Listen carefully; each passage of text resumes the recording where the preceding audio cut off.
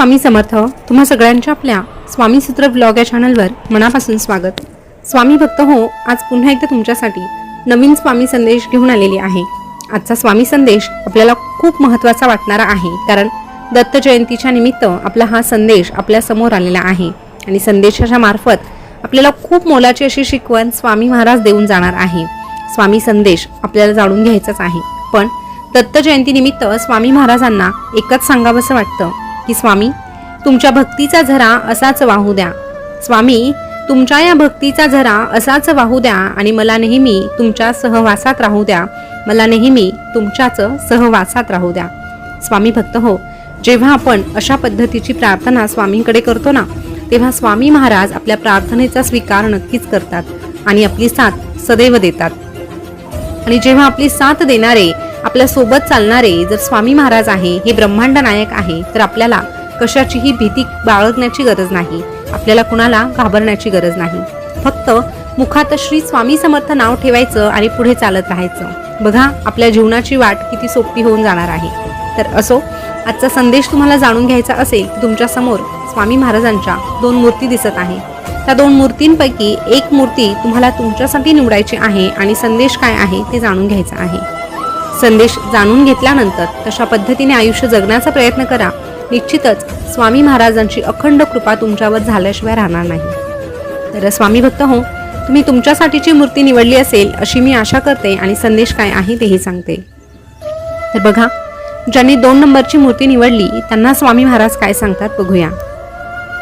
स्वामी महाराज अशा भक्तांना सांगतात, अरे, सध्या तुझ्या आयुष्यात तुला सगळीकडूनच अपयशाला सामोरं जावं लागत आहे आणि आम्ही हे सगळं जाणत आहोत, सगळं काही पाहत देखील आहोत. कधी कधी तुला तुझेच नातेवाईक, कधी कधी समाजातील लोक, तर कधी कधी तुला तुझा मित्रपरिवार, अरे इतकंच काय, तर कधी कधी तर तुझे कुटुंबीय देखील तुला त्रास देत आहे, तुझ्या भावना दुखावत आहे.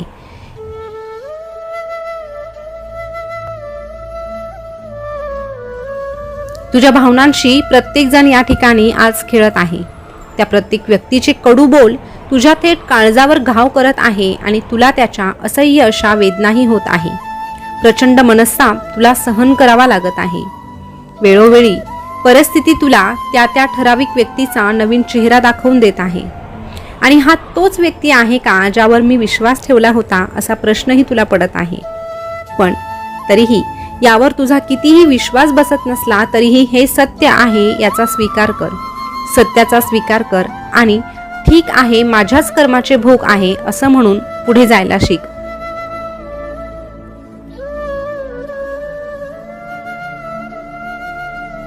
कारण काही लोक तुला तुझ्या आयुष्याचा खूप मोठा धडा शिकवतात आणि तो धडा म्हणजे कधीही प्रत्येकावर डोळे झाकून विश्वास ठेवायचा नाही. हाच धडा तू त्यातून घ्यायचा, त्यातून अनुभव घ्यायचा आणि पुढे चालायचं.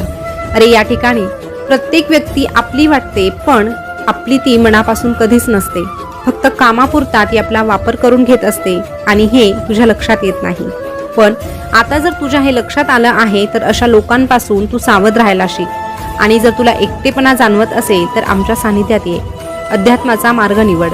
आमच्या मार्गात जेव्हा तू येतो ना, तेव्हा तुला आमची साथ लाभते. आम्ही तुझा हातात हात घेतो आणि तुला सदैव एकच सांगतो, भिवू नकोस, मी तुझ्या पाठीशी आहे.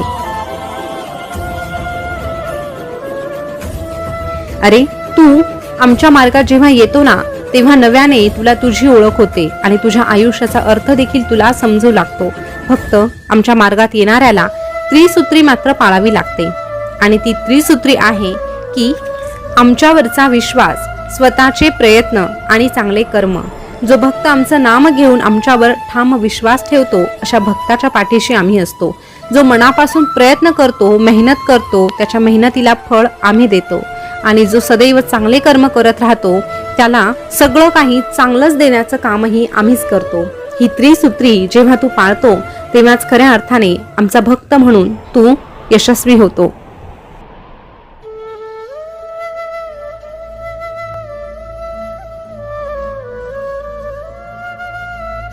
अरे, तुझ्यावर आलेली वेळ वाईट आहे, पण तुझं आयुष्य वाईट नाही. कोण तुला काय म्हणत आहे किंवा कोण तुझ्याशी कसा वागत आहे याचा विचार करत बसण्यापेक्षा आता पुढे तुला नवीन काय करायचं आहे याचा विचार कर. आणि जर कोणी तुझ्यासोबत वाईट वागलं असेल त्यातून फक्त एक गोष्ट मात्र तू शिकून घे की तुला इतरांशी कसं वागायचं नाही. इतकं जरी तुला समजलं आणि तू आमच्या मार्गावर चालत राहिला तर निश्चितच तुझ्या आयुष्याचं सोनं व्हायला वेळ लागणार नाही. जेव्हा आमचा भक्त अशा पद्धतीने आमच्याशी एकरूप होतो, आमची त्रिसूत्री पाळतो आणि चांगले कर्म करून आमचं नाम मुखात ठेवतो, अशा भक्ताला आम्ही एकच सांगतो, भिवू नकोस, मी तुझ्या पाठीशी आहे. भिवू नकोस, मी सदैव तुझ्या पाठीशी आहे.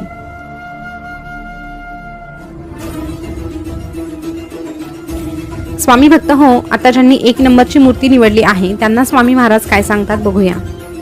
स्वामी महाराज अशा भक्तांना सांगतात, अरे तुझ्या आयुष्यात अशी परिस्थिती आली असेल की तुला असं वाटतं की कधी कधी तुझ्या या स्वामी माऊलीने तुझ्याच नशिबी एवढं दुःख एवढा त्रास का लिहिला. आणि हो, आम्हाला हे देखील ठाऊक आहे की जेव्हा तुझ्या वाट्याला असा वाईट प्रसंग येतो तेव्हा तुला आमच्या अस्तित्वावर देखील शंका येते. तुला असं वाटतं की खरंच आम्ही आहोत का, आम्ही आमच्या भक्तांसाठी धावून येतो का, असेही प्रश्न तुला पडतात. पण घाबरू नको, तुला जेव्हा असे प्रश्न पडतात तेव्हा आम्ही तुला सोडून जाणार नाही. मात्र जेव्हा तुला असे प्रश्न पडतात तेव्हा आम्हाला एका गोष्टीचं वाईट वाटतं की तू आमच्यावर ठेवलेला विश्वास किती कमकुवत आहे.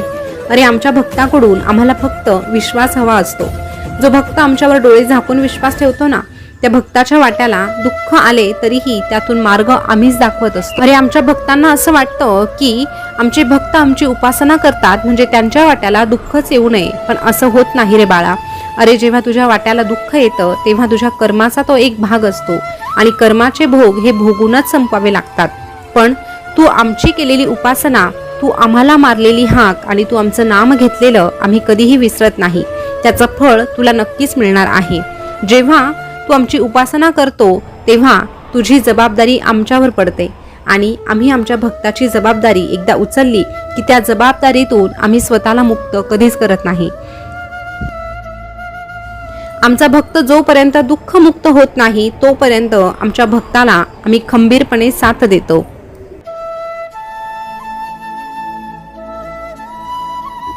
म्हणून तू केलेली आमची उपासना व्यर्थ जाणार नाही हे मात्र स्वतःच्या मनावर कोरून घे. अरे कधी कधी तुझ्या अपेक्षेप्रमाणे काही घडत नाही किंवा तुला जे हवं असतं ते तुला मिळत नाही, पण यात आमचा दोष नाही तर यात तुझ्या कर्माचा दोष आहे. तुझे वाईट कर्म तुला काही गोष्टी मिळू देत नाही. पण तशाही परिस्थितीत जर तू आमचं नाम घेत राहिला आणि स्वतःच्या मेहनतीवर विश्वास ठेवून कार्य करत राहिला तर निश्चितच तुला जे हवं आहे ते तुला लवकरच मिळणार. थोडा वेळ लागतो पण सगळं काही मनासारखं होत असतं.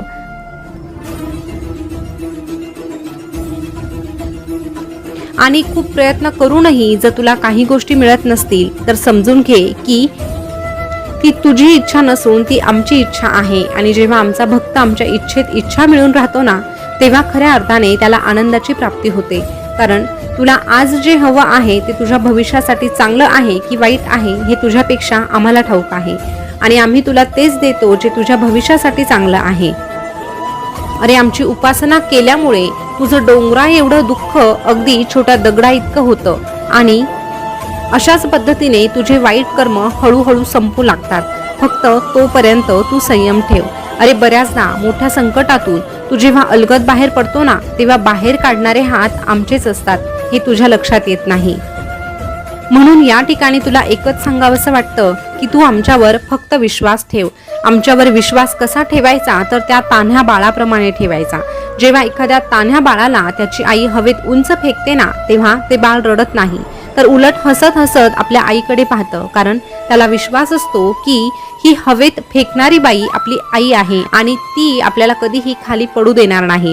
असाच विश्वास जरी तू आमच्यावर ठेवला तरीही आम्ही तुला प्रत्येक वेळेस प्रत्येक संकटात अगदी आमच्या हातावर झेलून घेऊ.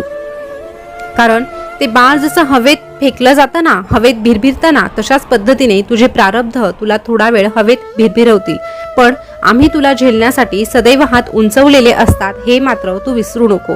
आम्ही तुला कधीही खाली पडू देणार नाही. एवढा विश्वास जरी तू आमच्यावर ठेवला तरीही तुझ्या आयुष्याचं सोनं झाल्याशिवाय राहणार नाही. अरे जेव्हा आमचा भक्त अशा प्रकारचा विश्वास आमच्यावर ठेवेल ना तेव्हाच आम्ही आमच्या भक्ताला सांगू, भिवू नकोस, मी तुझ्या पाठीशी आहे. भिवू नकोस, मी सदैव तुझ्या पाठीशी आहे. स्वामी भक्त हो, आजचा स्वामी संदेश तुम्ही ऐकला असेल तर तुम्ही कोणती मूर्ती निवडली होती हे कमेंट करून नक्की कळवा. अर्थात प्रत्येक मूर्ती ही आकर्षकच असते आणि आपल्याशी काहीतरी बोलत असते, संवाद साधत असते. तरीही तुम्ही कोणती मूर्ती निवडली हे नक्कीच कळवा. संदेश कसा वाटला तेही सांगा. असेच नवनवीन स्वामी संदेश तुम्हाला ऐकायला आवडत असेल तर आपल्या स्वामीसूत्र व्लॉग या चॅनलला सबस्क्राईब करा. त्यासोबतच शेजारचं बेल बटन प्रेस करून ठेवा, जेणेकरून नवीन आलेला व्हिडिओ सगळ्यात अगोदर तुमच्यापर्यंत पोहोचेल. पुन्हा भेटूया नवीन स्वामी संदेश घेऊन. तोपर्यंत स्वस्त रहा, मस्त रहा आणि आपले संदेश ऐकत रहा. धन्यवाद.